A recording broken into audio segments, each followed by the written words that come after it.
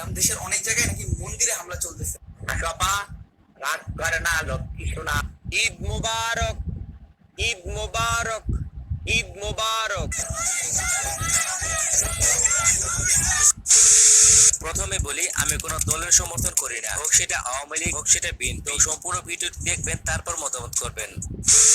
তো আজকের এই ভিডিওতে বর্তমানে এগুলো দেশে কি চলছে তা জানাবো। তবে অবশেষে দেশ ছেড়ে পালালেন সাবেক প্রধানমন্ত্রী শেখ হাসিনা এবং শত শহীদ ভাইয়ের রক্তের বিনিময়ে আমরা পেলাম এক স্বাধীন বাংলা। তবে আমরা কি এখনো স্বাধীন হতে পারলাম? আন্দোলন করে দেশ স্বাধীন করলো ছাত্ররা, কিন্তু এখন দেশে এগুলো কি চলছে? কিন্তু সরকার পদত্যাগ করেছেন মাত্র একদিন হলো। তবে হিন্দু বৌদ্ধদের গির্জা মন্দিরে আগুন সহ আওয়ামী লীগ নেতা কর্মীদের ঘর বাড়িতে আগুন। এদিকে টিকটকের তাহমিনিতেও সবার কাছে সাহায্য চাচ্ছে, তাদের পরিবারকে নাকি বিএনপি নেতা কর্মীরা মেরে ফেলার হুমকি দেওয়া হচ্ছে, এমনটা তারা জানাচ্ছে। আমরা শান্তি খোঁজার জন্য এই স্বৈরাচারী খুনি হাসিনার জন্য শত ভাইয়ের রক্তের বিনিময়ে দেশ স্বাধীন করলাম, কিন্তু এখন যা হচ্ছে তা আমরা কখনো আশা করিনি। দেখুন, যে সরকার 15 বছর ক্ষমতায় রেখে জাতিকে অতিষ্ঠ করেছিল, তবে আজ কিছু মানুষের জন্য তাকে আবার সবাই ফেরত যাচ্ছে। তাহলে এখানে ছাত্রদের রক্তের কি দাম দিলেন আপনারা বলেন? এসব উশৃঙ্খল যারা করছে এগুলো কখনো ছাত্ররা ছিল না, এটা ভেবে নিন ছাত্র সমাজ কখনো এগুলোকে অ্যাকসেপ্ট করে না। তো যাই হোক, এর মাঝে দেখাবো গণভবনে ঘটে যাওয়া বাঙালিদের কিছু কাণ্ড কারখানাগুলো। এখানে শিক্ষার্থীরা সহ সাধারণ জনগণরা যে যা পাচ্ছে তা নিয়ে যাচ্ছে স্মৃতি হিসাবে। তো এই বিষয়ে কিছু গুরুত্বপূর্ণ কথা রয়েছে, তাই সম্পূর্ণ ভিডিওটি দেখতে থাকো। এছাড়াও হাসিনার পদত্যাগের বিষয়ে বিজয় মিছিল নিয়ে দেশের সাধারণ জনগণ কি বলছে তাও জানাবো।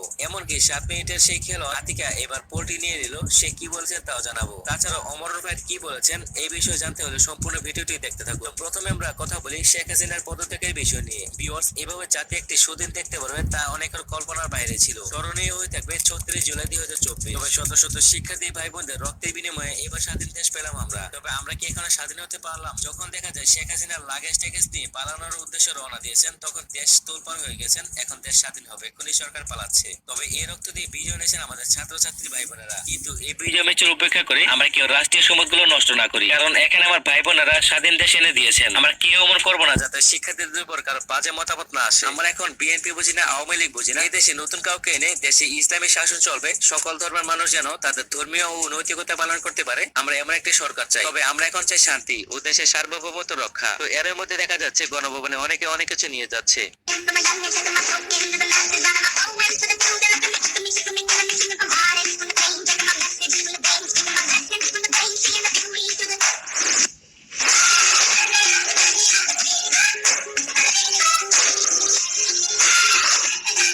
তোর মধ্যে এই লোকটিকে দেখো, রাফসানদার ছোট ভাইয়ের রিভিউ করা হাসিনার রান্না করা পোলাও ও মুরগি রোস্ট খেয়ে নিচ্ছে।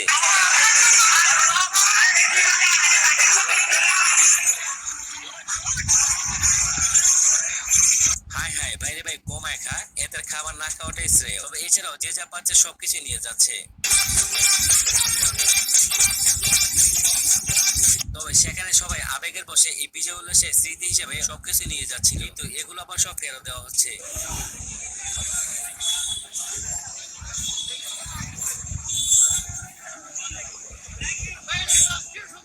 কারণ আমার ভাইয়েরা এইসবের জন্য দেশে শান্তি আনেনি, আবেগের বসে যা করেছে তা ভুল করেছে। তো যাই হোক, এবার চলুন দেখে সে প্র্যাঙ্কিং টিমের আরো মিম বলেন, মক্কা বিজয়ের পর নবীজি কিন্তু কারো ঘরে আগুন দেননি, কাউকে আঘাত করেননি এবং প্রতিশোধ নেননি। তো আমরা কারো উপর প্রতিশোধ না নেই, দেশে সার্বভৌমত্ব ও শান্তি রক্ষা এমনিতে হবে। তো চলুন আমরা দেখেছি টিকটকের তাহমিনা প্রীতি তার পরিবার সহ তারা কি বললো।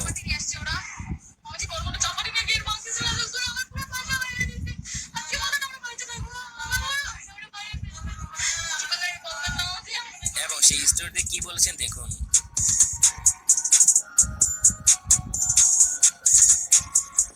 ভিউয়ার্স, মেবি তার আওয়ামী লীগ সাপোর্ট করতো। তো শুরুতে বললাম ভাই কেউ কারো ক্ষতি করবেন না, দেশটাকে কিছুদিন অক্ষুণ্ণ রাখতে দেয়। জানি সবার মনে ক্ষোভ আছে, কিন্তু এইভাবে সাথে সাথে অ্যাকশন না নেওয়াটাই শ্রেয় মনে করি। তো এছাড়া অমর ভাইয়ের অন্যায়কারীদের নিয়ে হিন্দুদের ও মন্দির ভাঙা সম্পর্কে কি বললো চলুন দেখে আসি। বিরোধী ছাত্র আন্দোলন সফল হয়েছে, ছাত্ররা যে দাবি করছিল এক দফা দাবি, ওটা পূরণ হয়েছে, দেশ স্বাধীন হয়েছে, সবই ঠিক আছে। বাট এখন আমরা কি করতেছি? আমরা ভাঙচুর করতেছি, আমরা জ্বালাও পোড়ান করতেছি, কেন করতেছি? আর আমরা যেটা ভাঙতেছি যেটা পুড়তেছি ওটা কাদের? ওটা অন্য কারণ, ওটা আমাদের, ওটা সাধারণ জনগণের, আমাদের ট্যাক্সের টাকায় তৈরি, আমাদের ভ্যাটের টাকায় তৈরি। আমরা যে টাকাটা দিচ্ছি ওই টাকা থেকে কিন্তু বানাইছে। তো কোনো ভাঙিয়েন না, দয়া করে এটা রিকোয়েস্ট করতেছি। যদি আমরা ভাঙচুরের ভিতরেই থাকি, জ্বালাও পোড়ানোর ভিতরেই থাকি, তাহলে দেশ কেমনে স্বাধীন হলো? দেশের স্বাধীনতা তো এটা না। আমার এলাকার মানুষ আজকে আতঙ্কে ঘুমাইতে পারতেছে না রাত্রে।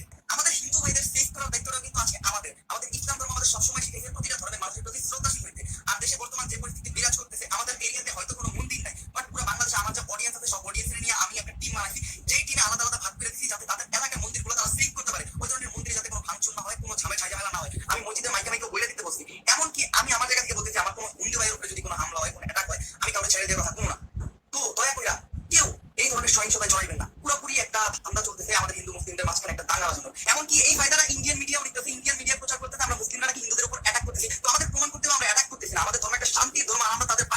এই শান্তিটা বজায় রাখতেছি। তো এবার বিজয় মিছিলে কিছু অস্থির ভিডিওগুলো দেখে আসি, তারপর আসি আমরা বাকি আপডেটে।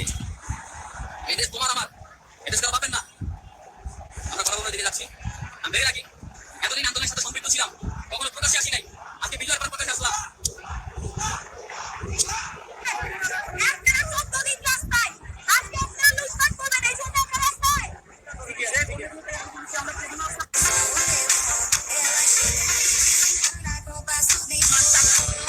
আশাপা, রাগ করে না লক্ষ্মী সোনা, তুমি আমার চাঁদের কণা, তোমাকে আমি ভালোবাসি আশাপা। লাভ পাওয়া নেই। কে পলাইছে?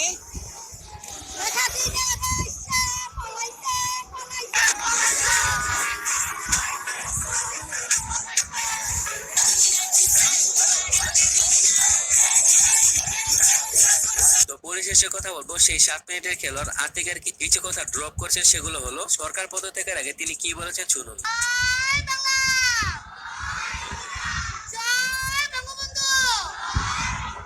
ঢাকা ক্লিয়ার করতে মাত্র 7 মিনিট লাগবে। 7 মিনিটে একদম সবাইকে আউট করে দেবো।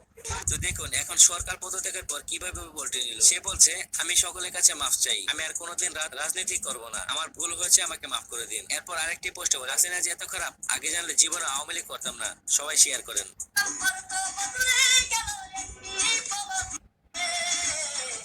এবং এইটাও তিনি বলেন শেখ হাসিনা যদি 24 ঘন্টার ভিতরে ক্ষমতা না আসে তাহলে ল্যাংটা লাইভে আসবো। জয় বাংলা, জয় বঙ্গবন্ধু। এতে খুশি হওয়ার কিছু নেই।